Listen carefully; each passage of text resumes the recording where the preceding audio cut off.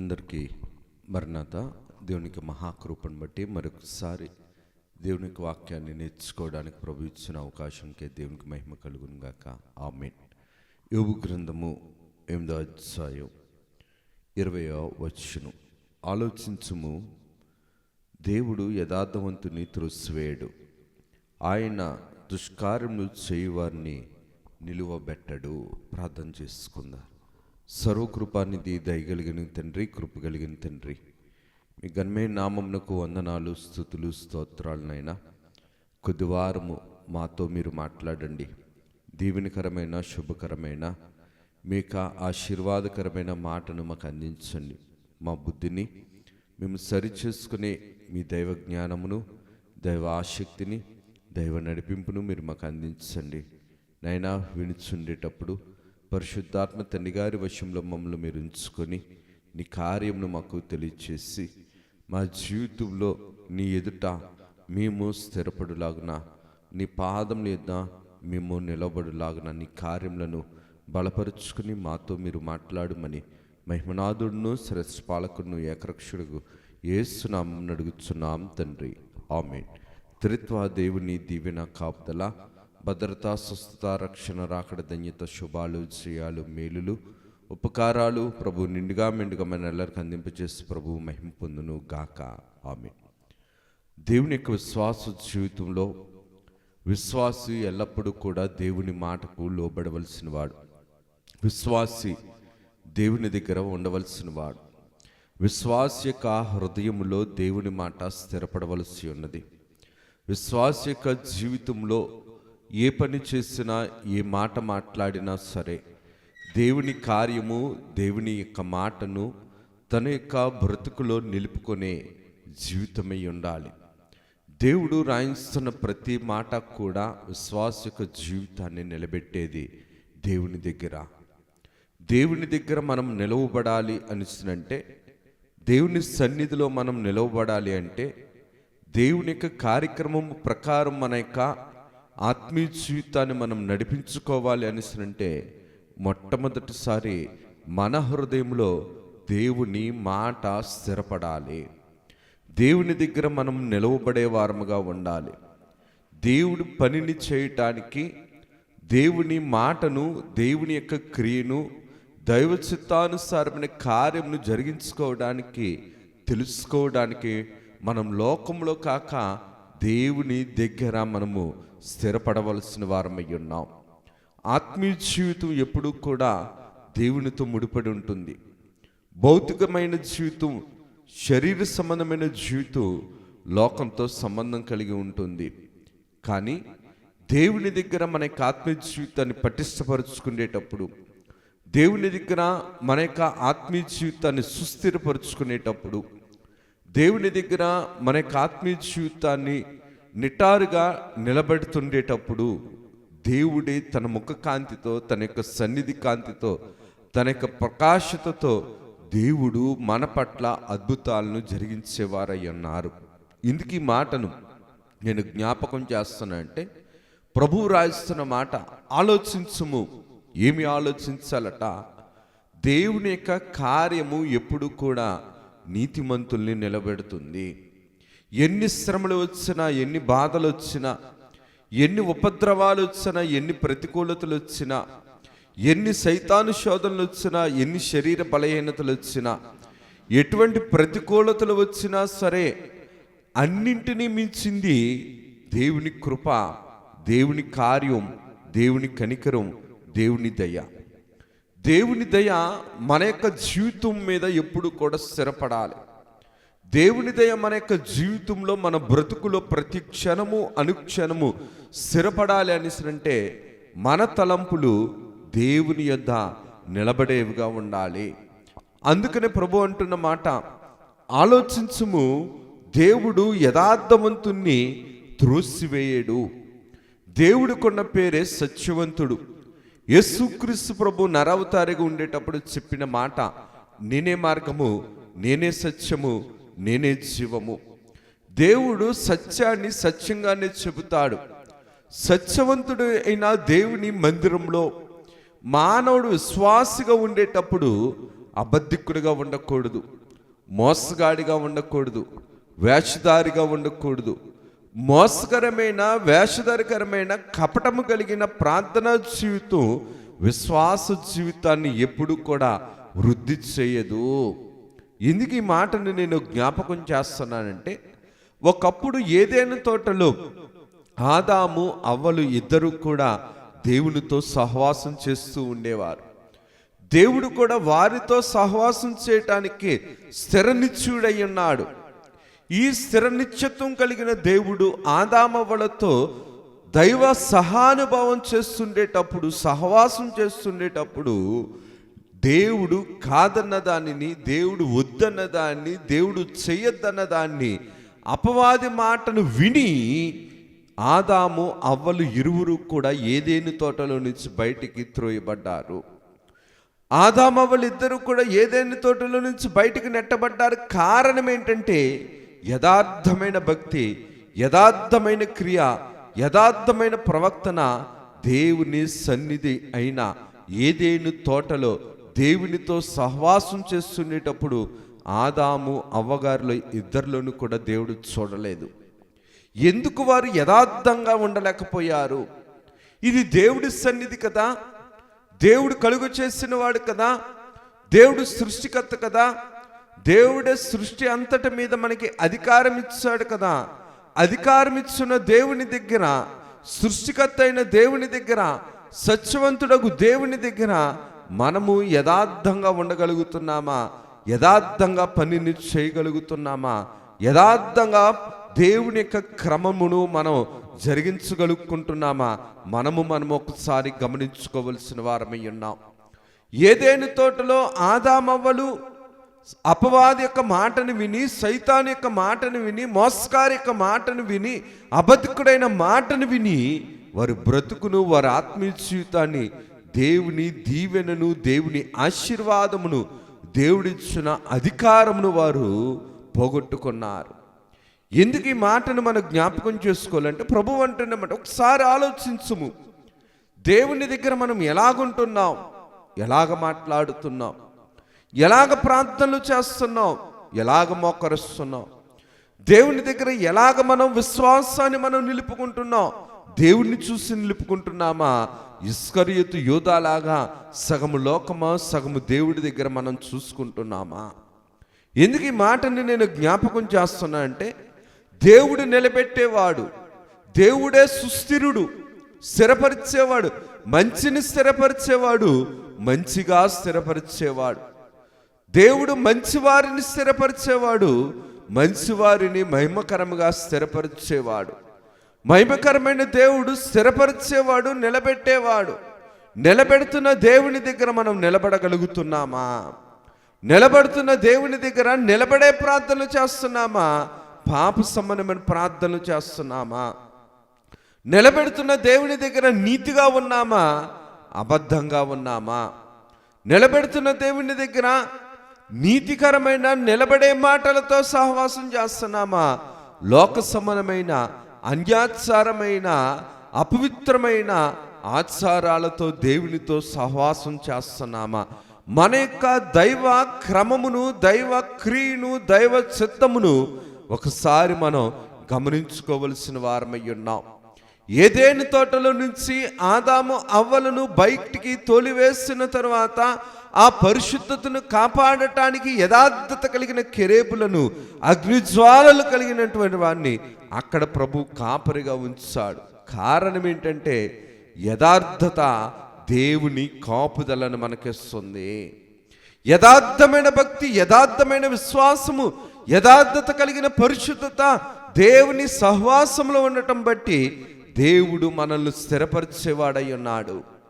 లోకం దగ్గర ఉన్నట్లుగా, మనుషుల దగ్గర ఉన్నట్లుగా, లోక సమానం క్రియలు చేసినట్లుగా దేవుని దగ్గర కూడా మనం ఉంటున్నామా? దేవుని దగ్గర అట్లాగా మనం ఉంటున్నాము అనేసినంటే దేవుని దృష్టిలో మనల్ని మనం మోసపరుచుకుంటున్న వారం, దేవుణ్ణి అబద్ధికునిగా చేస్తున్న వారం. దేవుని యొక్క వాక్య క్రమంలో జాగ్రత్తగా గమనిస్తే కనుక తన పాపములను ఒప్పుకొనని వాడు మరింత గొప్ప పాపే దేవునికి దూరస్తుడగును. దూరస్తుడగే అపిత్రాత్మ కలిగిన, అబద్ధము కలిగిన, మోసము కలిగిన, కోపము కలిగిన, కపటము కలిగిన, వేషధారణ కలిగిన భక్తి మార్గాన్ని మనం అనుసరిస్తున్నామా? దైవ చిత్తానుసారమైన యథార్థత కలిగిన భక్తిని దేవుని దగ్గర మనం అనుసరిస్తున్నామా? ఒకప్పుడు ఫరో కూడా మోషే గారి దగ్గరికి వచ్చినప్పుడు, మోషే గారు ఫరో దగ్గరికి వెళ్ళినప్పుడు, యేసుక్రీస్తు ప్రభు దేవుడైన యెహోవాగా ఉండేటప్పుడు, సృష్టికర్త అయిన దేవుడైన యెహోవాగా ఉండేటప్పుడు మోషే గారిని, ఇదిగో నువ్వు పొద్దున్నే లెగిసి ఫరో దగ్గరికి నువ్వు వెళ్ళు, ఫరో ఎదుట నువ్వు నిలబట్టు. దేనికి?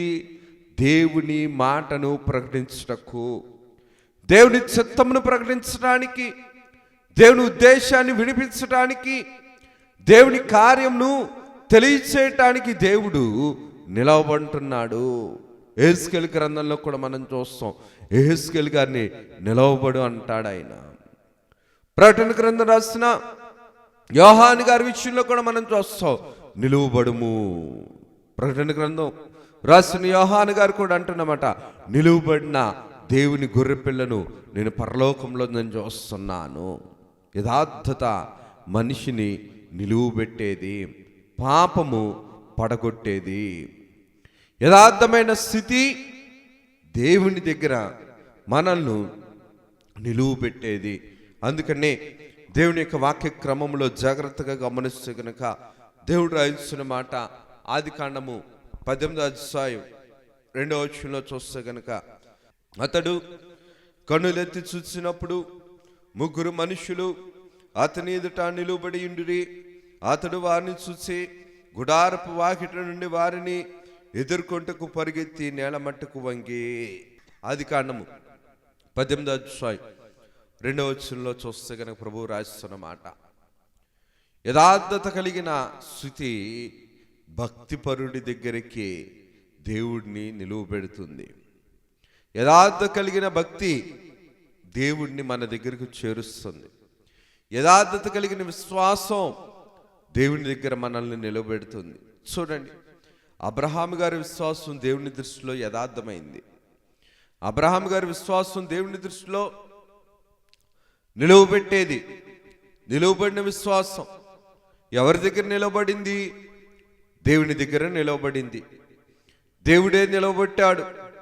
నిలవబడిన విశ్వాసముతో దేవుడే వచ్చి అబ్రహాము ఇంట నిలువబడ్డారు. అబ్రహాము ఇంటికి దేవుడు రావటానికి కారణం ఏంటంటే, అబ్రహాము గారి విశ్వాసం ఎప్పుడు కూడా సన్నగిల్లలేదు. అబ్రహాము గారి విశ్వాసం దేవుని పట్ల ఎప్పుడు కూడా యథార్థతతో నిండి ఉన్నది. యథార్థతతో నిండి ఉన్నది కాబట్టే పరలోకంలో నుంచి దేవుడు దిగి వచ్చి అబ్రహాము ఇంట నిలువబడ్డాడు. మన ఇంట ఏమి నిలబడుతుంది? మన బ్రతుకులో యథార్థత ఉంటే, మన భక్తిలో యథార్థత ఉంటే, మన జీవితంలో యథార్థమైన భక్తి ఉంటే దేవుడు మనతో ఉంటాడు. దేవుడు మనతో ఉంటాడు, మనకు తోడై ఉంటాడు. మనకు అన్ని వేళలా, అన్ని స్థలములలో, అన్ని స్థలాలలో, అన్ని ప్రాంతాలలో, అన్ని వేళలో దేవుడు మనకు తోడుగా ఉంటాడు. అబ్రహాము గారు సింధూర వృక్షము కింద దేవుని యొక్క కార్యమును బట్టి చూడగలిగితే కనుక, మస్తకి వృక్షం క్రింద సింధూర వనములో ఆయన దేవుని కోసం ఎదురు చూస్తుండేటప్పుడు మండుటేలా దేవుడే పరలోకంలో నుంచి దిగి వచ్చినట్లుగా మనం చూడగలుగుతున్నాం. ఎందుకు ఈ మాటను నేను జ్ఞాపకం చేస్తానంటే, నిలువబడిన విశ్వాసం నీతి సూర్యుని మన దగ్గరికి తీసుకొని వచ్చింది. అబ్రహాము గారి యొక్క సుస్థిరమైన నిలువబడిన విశ్వాసం నీతి సూర్యుడైన యేసుక్రీస్తు ప్రభువుని తన ఇంటికి చేర్చింది. మన విశ్వాసం మన దగ్గరికి ఏం తీసుకొని వస్తుంది? మన విశ్వాసం మన ఇంటికి ఏం తీసుకొని వెళ్తున్నాం? మన విశ్వాసం ఎవరిని బట్టి మనం నేర్చుకుంటున్నాం? దేవుడిని బట్టి మనం గ్రహించుకోవలసిన వారమై ఉన్నాం. దేవుని మాటను బట్టి మనం గ్రహించుకోవలసిన వారమై ఉన్నాం. దేవుడు రాస్తున్న మాట, అబ్రహాము గారి ఇంటి విశ్వాసం ఎవరిని నిలవబెట్టిందంట? నీతి సూర్యుడైన యేసుక్రీస్తు ప్రభువుని నిలువబెట్టింది. అలాగున్నే ఆదికాండము 19వ అధ్యాయం 17వ వచనంలో చూస్తే గనుక, దూతలు వారిని వెలుపలికి తీసుకుని వచ్చి తరువాత నీ ప్రాణమును దక్కించినట్లు పారిపోము, నీ వెనుక చూడకము, ఈ మైదానంలో ఎక్కడ నిలువక నీవు నశింపపోకున్నట్లు ఆ పర్వతము పారిపోమని చెప్పగా. చూడండి, సొదొమ గుమొర్రా పట్టణాల దగ్గర కూడా మనం చూడగలుగుతున్నాం. యేసుక్రీస్తు ప్రభువు ఏ ప్రేమ ఎక్కడైతే ఉందో ఆ ప్రేమ మనిషిని నిలువబెట్టేది. యేసుక్రీస్తు ప్రభు యొక్క ప్రేమ ఎక్కడైతే ఎవరి మీద అయితే ఉందో ఆ కుటుంబాన్ని, ఆ బిడ్డలను దేవుడు నిలువబెట్టేవాడై ఉన్నాడు. పడిపోకుండా, పాప ఫలితము పాలు కాకుండా, పతనమైపోకుండా, నాశనమైపోకుండా దేవుడు కాపాడేవాడై ఉన్నాడు. నిన్ను కాపాడువాడు కుణుకుడు నిద్రపోడు అన్నట్లు లోతు కాలంలో దేవుడికి వ్యతిరేకమైన కార్యములు చేయుచున్న ఈ సొదొమ గొమొర్రా పట్టణము నాశనం అవుతుండేటప్పుడు దేవుని ఉగ్రత ఈ పట్టణం మీదకి రాకముందు దేవుడు ప్రేమిస్తున్న కుటుంబము, దేవుని ఎన్నికలో ఉన్న కుటుంబము, దేవుడు రక్షించాలనుకున్న కుటుంబము, దేవుడు శిక్ష నుంచి తప్పించాలనుకున్న కుటుంబము, ఈ లోతు కుటుంబము దగ్గరికి దేవుడు ఎవరిని పంపించాడు? దేవదూతలు గాని పంపించాడు. దేవదూతలు వారిని వెలుపలికి తీసుకుని వచ్చిన తర్వాత ఆయన్ని ప్రాణమును దక్కించుకున్నట్లు పారిపోము, నీవు వెనుకకు చూడకము, ఈ మైదానంలో నీవు ఎక్కడైనా నిలువక, నీ మైదానంలో నిలుస్తే గనక నీవు నశించిపోతావు, దేవుడిచ్చిన రక్షణ కూడా వ్యర్థమైపోతుంది. దేవదూతలతో ప్రభు చెప్పిస్తున్న మాట, మనం ఎక్కడ నిలబడుతున్నాం, ఏ స్థానంలో నిలబడుతున్నాం? దీవెనకరమైన స్థలములో ఉన్నామా, దీవెనకరము కాని స్థలములో ఉన్నామా? దేవుడి యొక్క కను దృష్టి కలిగిన స్థలములో ఉన్నామా, దేవుని ఉగ్రత కలిగిన స్థలములో ఉన్నామా? సైతాను ఉచ్చు కలిగిన స్థలములో ఉన్నామా, దేవుని ఉనికి కలిగిన స్థలములో ఉన్నామా? లోతు కాలంలో మనం చూడగలిగితే కనుక దేవదూతల గారి ద్వారా రాయిస్తున్న మాట, ఈ మైదానంలో నీవు నిలవక, ఈ మైదానము దేవుని ఉగ్రత కలిగిన మైదానము, దేవునికి నచ్చని మైదానము, పాప సంబంధమైన మైదానము, బలత్కారంతో నింపబడిన మైదానము, నీతి సూర్యుని యొక్క మాటను ఎరుగని మైదానము, దేవదూతలతో కూడా పాపము చేయటానికి సిద్ధపడే మూర్ఖత్వం కలిగిన మనుషులున్న మైదాన స్థలము. ఈ స్థలములో ఎవరున్నారు? లోతు కుటుంబం ఉంది. కానీ లోతు కుటుంబము లోతు గారిని బట్టి దేవుడు రక్షణలోనికి నడిపించేవాడై ఉన్నాడనగా, దేవుడే లోతు గారి యొక్క విశ్వాసాన్ని బట్టి, అబ్రహాము గారి విజ్ఞాపన ప్రార్థనను బట్టి లోతు కుటుంబాన్ని రక్షించడానికి దేవుడు తీర్మానం చేసుకున్నాడు. కానీ రక్షణ ఎక్కడైతే ఉన్నదో సైతాను యొక్క కుయుక్తి, సైతాను యొక్క కపట స్థితి, సైతాను యొక్క నాశన మాయ స్థితి ఎక్కడుందని అంటే, దేవుడు కృప ఎక్కడైతే ఉందో అక్కడే సైతాను కూడా ఎప్పుడు గద్దించుదని చెప్పి మాటు వేసుకుని ఉంటున్నాడు. చూడండి, దేవదూతలైన వారు వచ్చి లోతు భార్య గారితో చెబుతున్నారు, అమ్మా మీరు ఇక్కడ నిలవబడద్దు, ఈ ప్రాంతాన్ని దేవుడు నాశనం చేయబోతున్నాడు, అగ్నిగంధకాలు కురవబోతున్నాయి, అగ్నిగంధకంలో ఈ ప్రాంతంలో ఉన్న వారందరూ కూడా పతనమై నాశనమైపోతున్నారు, కాబట్టి ఈ స్థలమును దేవుడు తీర్పు తీరుస్తున్నాడు, కాబట్టి ఈ తీర్పు స్థలము నుంచి మిమ్మల్ని రక్షించే స్థలానికి దేవుడు నడిపించడానికి మమ్మల్ని దేవదూతలు పంపించాడని చెప్పి దేవదూతలు వచ్చి చెప్పగా, వారు రక్షించుకున్నా సరే ఆ రక్షణను లోతు భార్య ఏం చేయలేకపోయిందంటే కాపాడుకోలేకపోయింది. దేవుడు రక్షించేవాడు, శిక్ష నుంచి తప్పించేవాడు, మరణము నుంచి తప్పించేవాడు, పాప ఫలితం నుంచి తప్పించేవాడు, శాప ఫలితం నుంచి తప్పించేవాడు, రోగముల నుంచి తప్పించేవాడు, వ్యాధుల నుంచి తప్పించేవాడు, బాధల నుంచి తప్పించేవాడు. ఎన్ని తప్పించినా సరే తప్పిపోయే బుద్ధి ఎప్పుడూ కూడా తప్పిపోతూనే ఉంటుంది. తప్పిపోయే బుద్ధి ఎప్పుడు కూడా తప్పిస్తుంది. తప్పిపోయే బుద్ధి ఎప్పుడు కూడా తండ్రికి లోబడదు. తప్పిపోయే బుద్ధి ఎప్పుడు కూడా తండ్రి ఇచ్చిన దానిని తన్నుకుంటూ వెళ్ళిపోతుంది. అందుకనే దేవుడు రక్షిస్తున్నా సరే, దేవుడు తన కార్యమును జరిగిస్తున్నా సరే, దేవుడు తన ప్రణాళికను కనపరుస్తున్నా సరే, లోతు కుటుంబము ఏం కాపాడుకోలేకపోయిందంటే దేవుని రక్షణను సద్వినియోగం చేసుకోలేకపోయింది. కారణం ఏంటనిసరంటే దేవుడి మీద విశ్వాసం లేదు, యథార్థవంతుడైన దేవుడి మీద నమ్మకం లేదు, యథార్థవంతుడైన దేవుని మీద స్వచ్ఛవంతమైన భక్తి లేదు.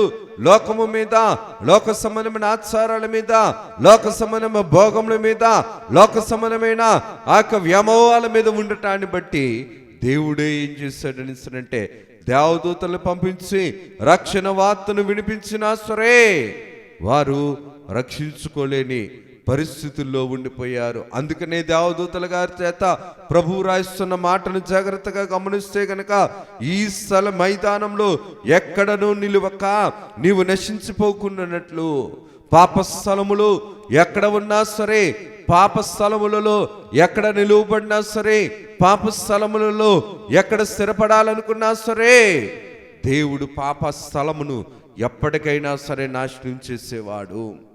దేవుడు ఎప్పటికైనా సరే పాప స్థలమును ప్రోత్సాహపరిచేవాడు కాదు. సొదొమ గొమొర్రా పట్టణాలు నాశనమైపోవడానికి కారణం ఏంటంటే ఆ స్థలము పాపానికి స్థానముగా మారింది. మన శరీరం అవ్వచ్చు, మనకు కుటుంబం అవ్వచ్చు, మన గృహం అవ్వచ్చు, మన స్థితి అవ్వచ్చు. దేవుడిచ్చినవి పరిశుద్ధత వైపు నడుస్తున్నావా, పాపము వైపు నడుస్తున్నాయా? పాపానికి స్థానముగా ఉన్నవా, దేవునికి స్థానముగా ఉన్నవా? దేవుని కార్యములకు స్థానముగా ఉన్నవా? దేవుని కార్యములు కాకుండా లోక సంబంధమైన, సైతాను సంబంధమైన, అపవాద సంబంధమైన కార్యములకు స్థానముగా ఉన్నవా? మనల్ని మనం గమనించుకోవలసిన వారమై ఉన్నాం. ఎందుకు ఈ మాటని నేను జ్ఞాపకం చేస్తున్నా అంటే, ఒకప్పుడు ఫరో యొద్దకు మోషే గారు వెళ్ళి చెబుతున్నా సరే దేవుని మాట విన్నాడు, కానీ దేవుని మాట నెరవేర్చాలని అనుకోలేదు. దేవుని మాట విన్నాడు, దేవుని మాటను నెరవేర్చాలి అని అనుకోలేదు. దేవుడి వల్ల ఉపకారం కావాలి, కానీ దేవుడు అవసరం లేదు. దేవుడి వల్ల అపకారం తొలగాలి, కానీ దేవుడు అవసరం లేదు. అందుకని ప్రభు అంటున్న మాట, యెహోవా మోషేతో నీవు ప్రొద్దున్నే లేచి ఫరో ఎదుట నిలువబడుము, ఫరో ఎదుట నిలువబడుము. ప్రభు నిలబెట్టడా ఒక విషయాన్ని నిలబెడుతున్నాడంటే, ఒక వ్యక్తిని నిలబెడుతున్నాడంటే ఆ వ్యక్తిని బట్టి దేవుడు రక్షణ పంపిస్తున్నాడని అర్థం. ఒక వ్యక్తిని ప్రభు పంపిస్తున్నాడు, నిలబెడుతున్నాడు, విడిపిస్తున్నాడు అనిస్తుంటే మనం పాప శోధనల వైపు వెళ్ళిపోకుండా ప్రభు తన రక్షణ ప్రేమను మనకు వినిపిస్తున్నాడని అర్థం. చూడండి, సొదొమ గొమొర్రా పట్టణముల దగ్గర దేవదూతలు పంపించి రక్షించాలనుకున్నాడు. నాశనమైపోతున్న పాత్రగా ఉన్నటువంటి ఈ యొక్క ఐగుప్తు దేశాన్ని కూడా రక్షించడానికి దేవుడు ఎవరిని ఎంచుకున్నాడని అంటే మోషే గారిని ఎంచుకున్నాడు. మోషే గారిని ఎంచుకొని మోషే గారి ద్వారా వినిపిస్తున్నా సరే, మోషే గారి ద్వారా తన యొక్క కార్యమును జరిగిస్తున్నా సరే, ఫరో కఠినమైన హృదయం కలతలను తీసుకొని వచ్చింది. తనకే కాదు, తన కుటుంబానికి, తన రాజ్యానికి, తన అధికారానికి, తన క్రింద ఉన్న పనివారందరికీ కూడా కలతలను తీసుకొని వచ్చింది, గందరగోళములను తీసుకొని వచ్చింది. అపిత్రాత్మ సంబంధమైన శాపగ్రస్తమైన మరణాలను, జాస్తత్వాన్ని పోగొట్టుకునే దుస్థితిని తీసుకొని వచ్చింది. కారణం ఏంటంటే దేవుని మాట వినబడుతున్నా సరే దేవుని దగ్గర నిలబడకపోవటం. దేవుని మాట వినబడుతున్నా సరే దేవుని దగ్గర నిలబడలేదు. దేవుని మాట వినబడుతున్నా సరే దేవుని కోసం నిలబడలేదు. దేవుని మాట వినబడుతున్నా సరే దేవుని ప్రజలను నిలవబడనివ్వలేదు. దేవుడి మాట వినబడుతున్నా సరే దేవుని ప్రజలను దేవుని ఎదుట నిలబడనివ్వని కుతంత్రాలు. ఎందుకు ఈ మాటను నేను జ్ఞాపకం చేస్తున్నా అంటే, ఫరో భయంకరమైన కపటము కలిగిన వాడు కాబట్టి, కఠిన హృదయము దేవుని పట్ల ఉన్నది కాబట్టి అభ్యంతరపరచడానికి శ్రమ అన్నట్లు బహుశ్రమలు తెచ్చుకున్నాడు. కారణం ఏంటంటే దేవుని దగ్గర నిలబడకపోవటం, దేవుని మాటను ఫరో హృదయంలో నిలబెట్టుకోకపోవటం.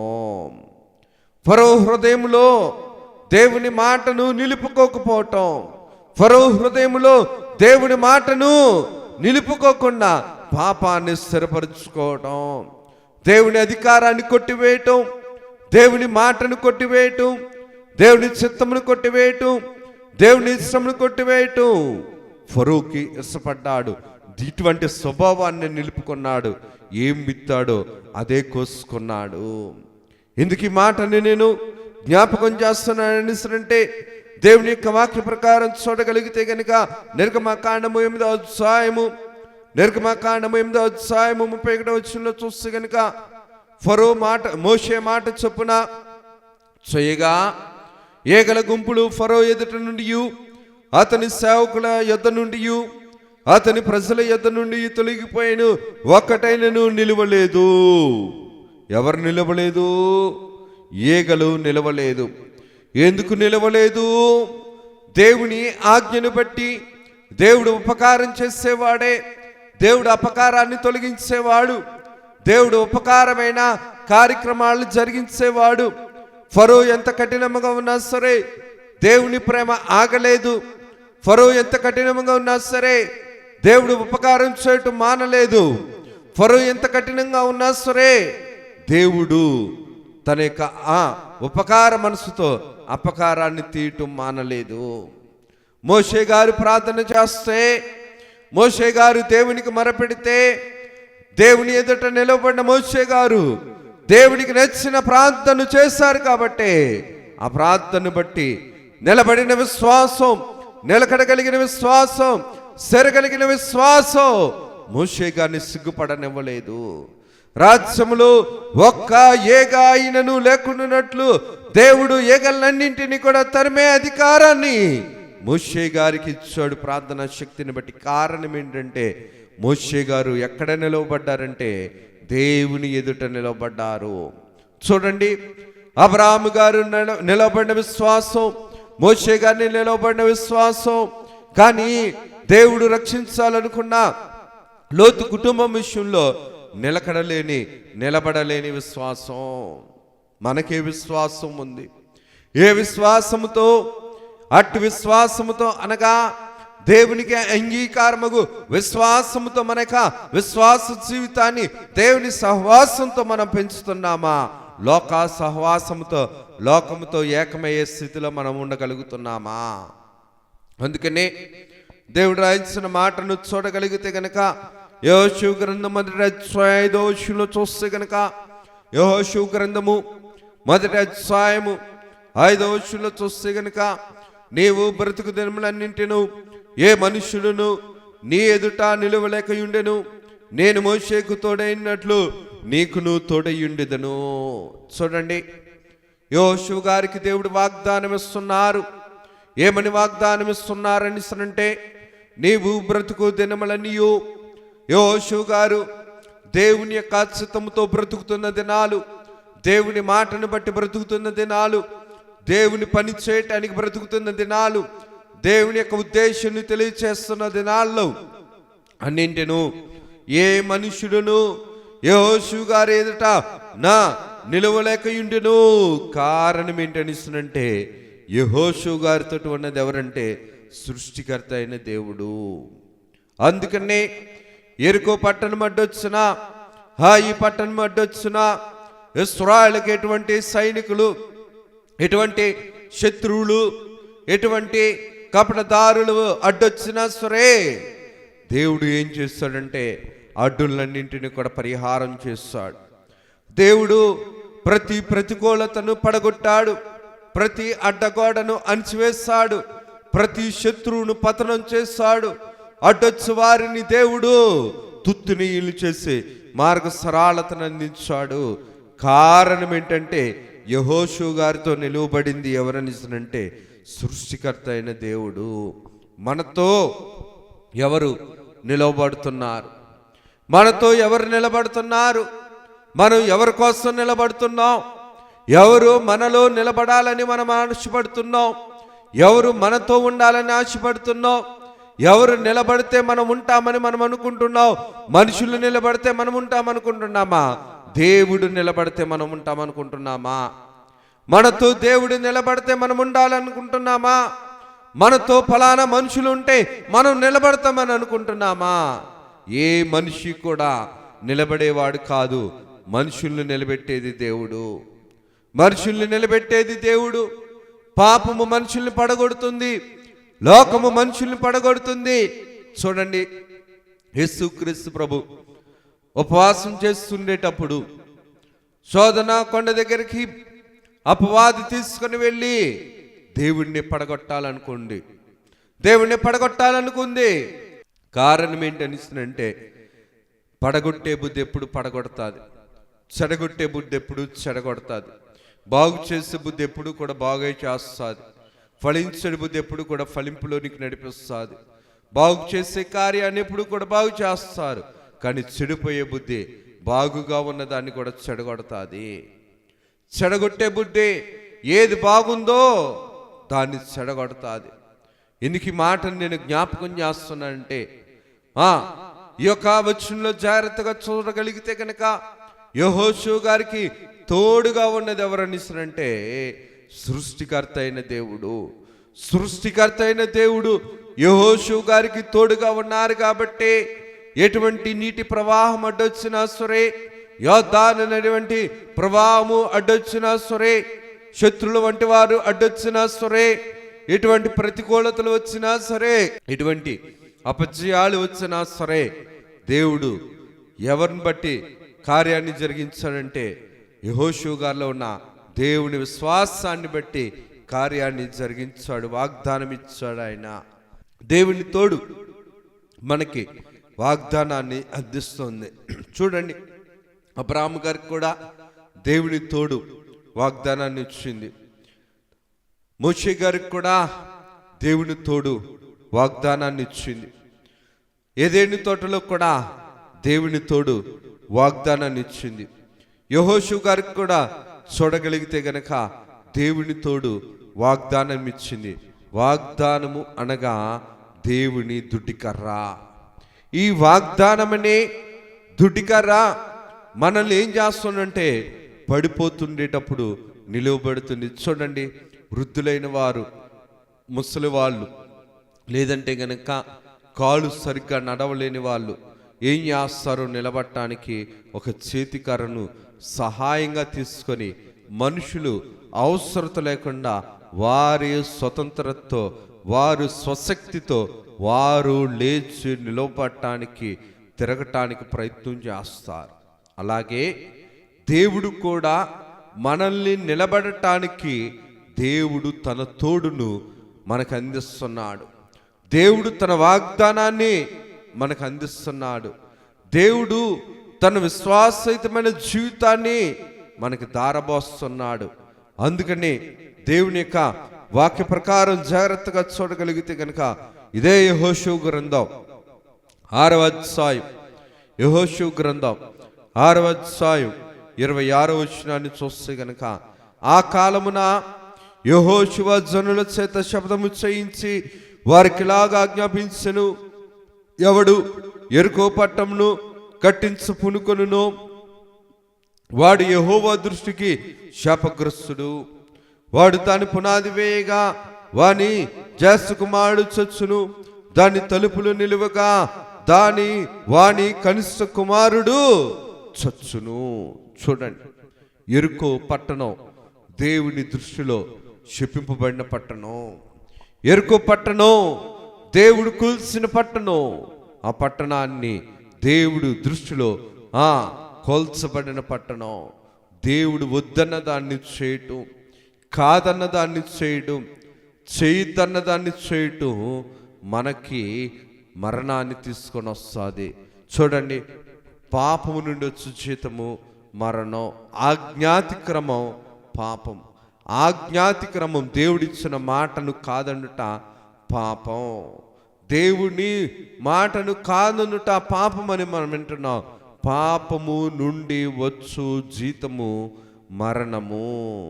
యెహోషువ గ్రంథం 6వ అధ్యాయం 26వ వచనంలో ప్రభువు చెప్తున్న మాటను జాగ్రత్తగా గమనిస్తే గనక, ఎవడు యెరికో పట్టణమును కట్టించు పూనుకొనునో వాడు యెహోవా దృష్టికి శాపగ్రస్తుడు.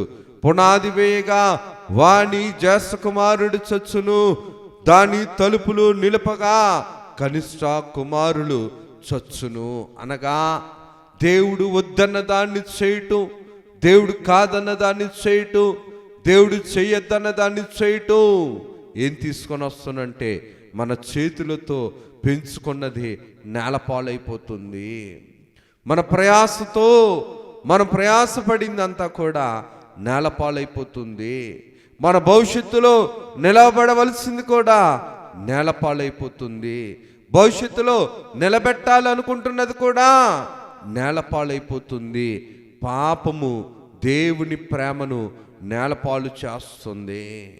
యెరికో పట్టణాన్ని దేవుడు వద్దనుకున్నాడు కాబట్టి ఏ మనుషుడైతే యెరికో పట్టణాన్ని కట్టాలనుకున్నాడో ఆ కట్టాలనుకున్న మనుషుని యొక్క జ్యేష్ఠ కుమారుడు వంశధారకుడు లేకుండా అయిపోతున్నాడు. కనిష్ఠుడు తలుపులు పెట్టగా లేకుండా అయిపోతున్నాడు. మన బిడ్డలను విషయంలో దేవుని దగ్గర మనం దేవుడు నిలబెట్టే భక్తితో ఉన్నామా, దేవుడు నిలబెట్టలేని భక్తితో మనం ఉన్నామా? అనగా మన బిడ్డలను దేవుడు నిలబెట్టాలనిస్తునంటే మనము భక్తిలో నిలువబడాలి. దేవుడు చేయమన్నవి చేయాలి, దేవుడు చేయొద్దన్నవి చేయకూడదు. దేవుడు చేయమన్నవి చేయకుండా ఉండటం పాపం. అందుకనే దేవుడు రాయించిన మాటను చూడగలిగితే గనక యెరికో పట్టణమును కట్టినప్పుడట పునాది వేయగా జ్యేష్ఠుడు మరణిస్తున్నాడు. తలుపులు నిలువబెట్టగా కనిష్ఠుడు మరణిస్తున్నాడు. మన క్రియే పడగొట్టేది ఫలితాన్ని ఇచ్చేది, మన క్రియే నిలబెట్టే ఫలితాన్ని ఇచ్చేది. అందుకనే ఇందాక మనం చదువుకున్న యోబు గ్రంథము 8వ అధ్యాయం 20వ వచనంలో చూస్తే కనుక ఆలోచించుము, దేవుడు యథార్థవంతుణ్ణి త్రోసివేయడు, ఆయన దుష్కార్యములు చేయువారిని నిలువ బెట్టడు.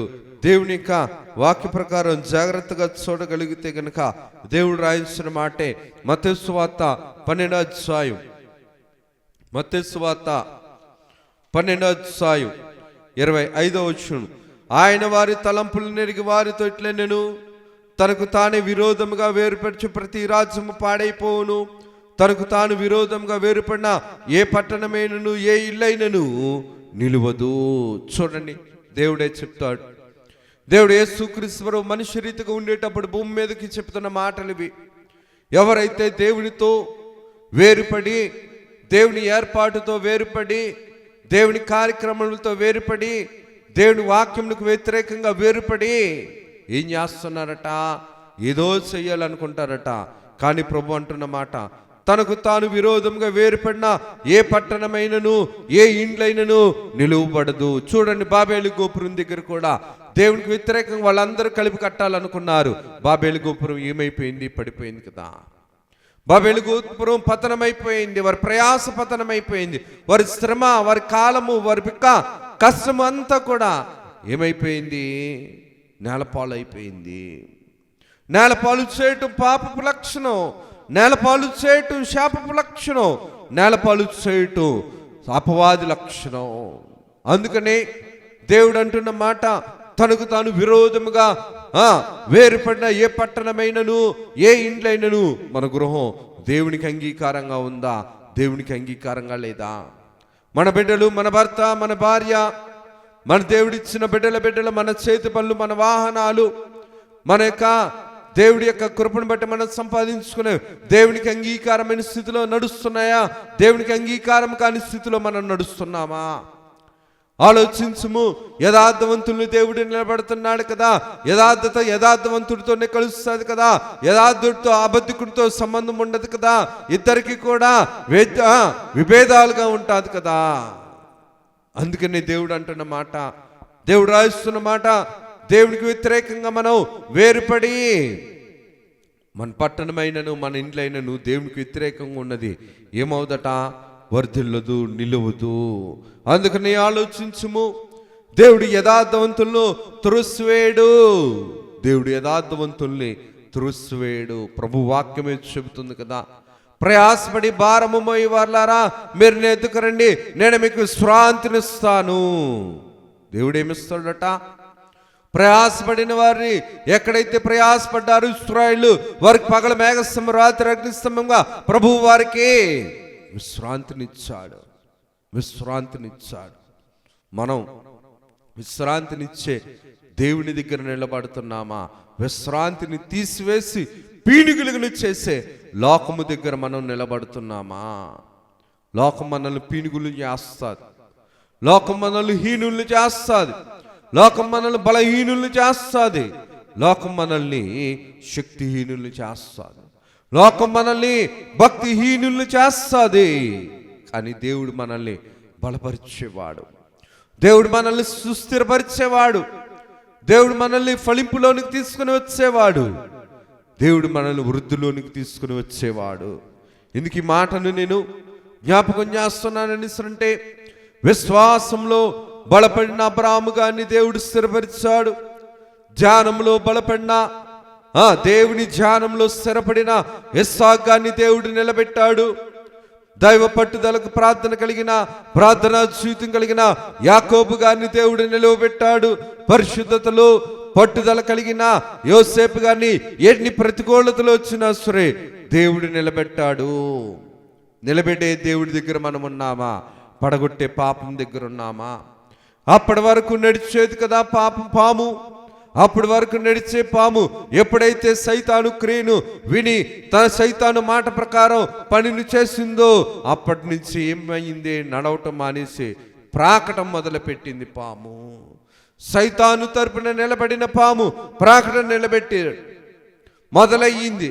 సైతాను తరపున నిలబడిన ఆదామవ్వలు ఏదేని తోటల నుంచి బయటకు పంపబడ్డారు. సైతాను తరపున, లోకము తరపున, అధికారము తరపున, గర్వము తరపున ఉన్న ఫరో జాస్తిత్వాన్ని పోగొట్టుకున్నాడు. యూదులకు వ్యతిరేకంగా హామాను కీడు చేశాడు కాబట్టి లోకము తరపున, సైతాను తరపున హామాను నిలబడ్డాడు కాబట్టి ఉరి శిక్షను సంపాదించుకున్నాడు. పాపస్థలముకు స్థానమైన సొదొమ గొమొర్రా పట్టణము పాపానికి స్థానమైంది కాబట్టి పట్టణము కాలిపోయింది. ఇప్పుడు చెప్పండి, దేవుని తరపున నిలబడిన వారు నిలబడ్డారా? సైతాను తరపున నిలబడిన వారు పతనమైపోయి ప్రతికూల పరిస్థితుల్లో విచ్ఛిన్నమైపోయారా? దేవుని వాక్యం ద్వారా మనం గ్రహించుకోవలసిన వారమై ఉన్నాం. మాటతో దేవుడు సృష్టిని నిలువబెట్టాడు, మట్టితో ఆదామవ్వలను నిలువబెట్టాడు, ఇశ్రాయేలును అరణ్యంలో నిలువబెట్టాడు, అబ్రాహాము గారిని విశ్వాసంలో నిలువబెట్టాడు, ఇస్సాకు గారిని ధ్యానంలో నిలువబెట్టాడు, పట్టుదలిగిన ప్రార్థనలో యాకోబు గారిని నిలువబెట్టారు, అతి పరిశుద్ధతలో యోసేపు గారిని నిలువబెట్టారు, ఇశ్రాయేలులో నాయకుడిగా మోషే గారిని నిలువబెట్టాడు, ఫలింపు కొమ్మగా యోసేపు గారిని నిలువబెట్టాడు, కన్నీటి ప్రవక్తగా ఇర్మియా గారిని దేవుడు నిలువబెట్టాడు, చేపలు పట్టుకునే జాలలను తప్పిపోయిన 12 మందిని కూడా భూమిని తలక్రిందులు చేయి శిష్యులుగా ప్రభువు నిలబెట్టాడు. పక్షవాయు కలిగిన వారిని దేవుడు నిలువబెట్టాడు. 2000 దెయ్యాలు పట్టిన గెరాసుని దేవుడు నిలువబెట్టాడు. నరాజు చేసిన అపోస్తలుడైన పౌలు గారిని సువార్త దండయాత్రల నాయకుడిగా ప్రభువు నిలువబెట్టాడు. ప్రభువు నిలబెట్టేవాడు. అగ్నిగుండంలో దానియేలు గారిని సజీవంగా నిలువబెట్టాడు. పాపము చేసిన మగ్దలేని మరియను దేవుడు పునరుద్ధాన సువార్తికురాలుగా నిలువబెట్టాడు. నూతన సృష్టికి తండ్రిగా నోవాహు గారిని దేవుడు నిలువబెట్టాడు. గొర్రెలు కాసుకునే దావీదు గారిని రాజుగా నిలువబెట్టాడు. మందిర నిర్మాణికుడిగా సొలొమోను గారిని నిలువబెట్టాడు. పరిశుద్ధతలో రోషం కలిగిన వానిగా ఏలియా గారిని నిలువబెట్టారు. అబిగయేలు ఎస్తేరు గారిని రాణిగా నిలువబెట్టారు. ఋతు గారిని నూతన తిరిగి పునరుజ్జీవము కలిగిన రాజరికంలోనికి ఋతు గారిని నిలువబెట్టారు. కానాను విందులో పిలిచిన ప్రభు కానాను విందును సిగ్గుపడనివ్వకుండా ప్రభువు నిలువబెట్టాడు. మనల్ని నిలబెట్టే వారి చోట ఉన్నామా? పడగొట్టే చోట మనమున్నామా? నిలబెట్టే వారముగా మనమున్నామా? సైతాను పక్షాన ఒకవేళ నిలబడితే ఇస్కరియోతు యూదాకు ఉరిదొచ్చింది కదా. సైతాను తరపున నిలబడిన యెజబెలు స్త్రీ రక్తపు మడుగుల్లో చచ్చింది కదా. సైతాను తరపున నిలబడిన బిలాము వంటి వారు, గెహాజీ వంటి వారు శాపగ్రస్తమైన స్థితిలోనికి దిగజారిపోయే కదా భక్తుల యొక్క ఆత్మవశంలో ఉన్నప్పటికీ సరే. కయ్యోని వంటి వారు దేవుని సన్నిధికి దూరం అయిపోయారు కదా సైతాను తరపున లోబడి. సాతాను తరపున నిలవబడి ఫరో జేసుతో పోగొట్టుకున్నాడు. సాతాను తరపున నిలవబడి హేరోదు శాపాన్ని తెచ్చుకున్నాడు. యూదులు శ్రమను తెచ్చుకున్నారు. లోకులు అంధకారాన్ని తెచ్చుకున్నారు. లోతు భార్య ఉక్కు స్తంభాన్ని సంపాదించుకుంది. గొల్యాతు పతనమైపోయాడు. హామాను ఉరిశిక్షను తెచ్చుకున్నాడు. లోకము తరపున నిలబడిన ఐగుప్తీయులు జేసుని పోగొట్టుకున్నారు. మనం పోగొట్టుకునే వరుసలో ఉన్నామా? నిలబెట్టుకునే వరుసలో ఉన్నామా? ఏ వరుసలో ఉన్నాం మనం? ఎందుకు ఈ మాటని నేను జ్ఞాపకం చేస్తానంటే, దేవుడు నిలబెట్టేవాడు. దేవుడు నిలబెట్టేవాడు. నిలబెట్టే దేవుణ్ణి కాదని పడగొట్టే పాపాన్ని ఆశ్రయిస్తే పాపం పడిపోయింది, అది కూడా మనల్ని పడేస్తుంది. పాపానికి నిలబెట్టడం రాదు, లోకానికి నిలబెట్టడం రాదు, అపవాదికి నిలబెట్టడం రాదు, పాప సంబంధమైన క్రియలకు నిలబెట్టడం రాదు, కానీ దేవుడు నిలబెట్టేవాడు. అందుకనే ప్రభు అంటున్న మాట ఆలోచించుము. దేవుడు యథార్థవంతుణ్ణి త్రెసివేయడు, ఆయన దుష్కార్యములు చేయి వారిని నిలువా బెట్టడు. దేవుడు కొద్ది మాటలు మన వినికిల్లో దీవించి ప్రభు మహిమ పొందును గాక. ఆ మెచ్చిని ప్రార్థన చేసుకుందాం. సర్వకృపానిధి, దయగలిగిన తండ్రి, కృప కలిగిన తండ్రి, మీ ఘనమైన నామమునకు వందనాలు, స్తుతులు, స్తోత్రములు, ప్రణతులు, వింతులు, కృతజ్ఞతలయ్యా. కొద్దివారము దీవించుము, ఆశీర్వదించుము. నేను విత్తబడిన వాక్యమును మా హృదయంలో సుస్థిరపరచుము. నీ నీతితో నిలువబెట్టుము. నీ ముఖ కాంతిని మా మీద నిలువబెట్టుము. నైనా మేము పడిపోకున్నట్లు, పతనము కాకున్నట్లు, విచ్ఛిన్నం కాకున్నట్లు, పాప స్థలము నుండి నీ స్వార్థ వరకు మమ్మల్ని నిలవబెట్టుము. నైనా నడిపించుము. నీవు కనికరించి కాపాడి దీవించుము, పోషించుము. నీ సంరక్షణ మమ్మల్ని స్థిరపరచుకొని మీరే మహిమను, ఘనతను, కీర్తిని, ప్రభావములను పొందుమని మహిమనాథును శ్రేష్ఠపాలకుని ఏకరక్షకుడు యేసు నామమున అడుగుచున్నాం తండ్రి, ఆమేన్. త్రిత్వ దేవుని దీవెన కాపుదల మెండుగా నిండుగా మనందరికీ అనుగ్రహింపచేసి ప్రభువు మహిమ పొందును గాక. ఆమేన్. అందరికీ మరణాత.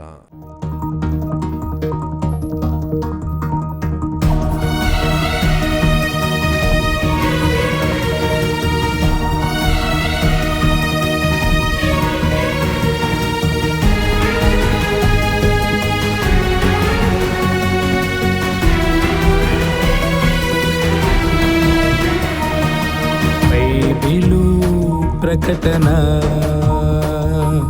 బయలుపరచిన ప్రకటన, యేసయ్య ప్రకటన, దాసయ్య ప్రకటన, పరలోక ప్రకటన, పరిశుద్ధ ప్రకటన, యేసయ్య ప్రకటన, దాసయ్య ప్రకటన, పరలోక ప్రకటన, పరిశుద్ధ ప్రకటన.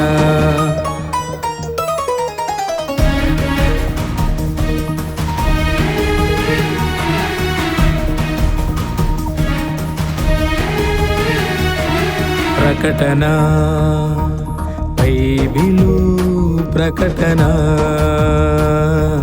బయలుపరచిన ప్రకటన, విమలాత్మ ప్రకటన, విజయాత్మ ప్రకటన, విశ్వాసికి ప్రకటన, విజ్ఞాపన ప్రకటన, విమలాత్మ ప్రకటన, విజయాత్మ ప్రకటన, విశ్వాసికి ప్రకటన, విజ్ఞాపన ప్రకటన. ప్రకటన బైబిలు ప్రకటన, బయలుపరచిన ప్రకటన.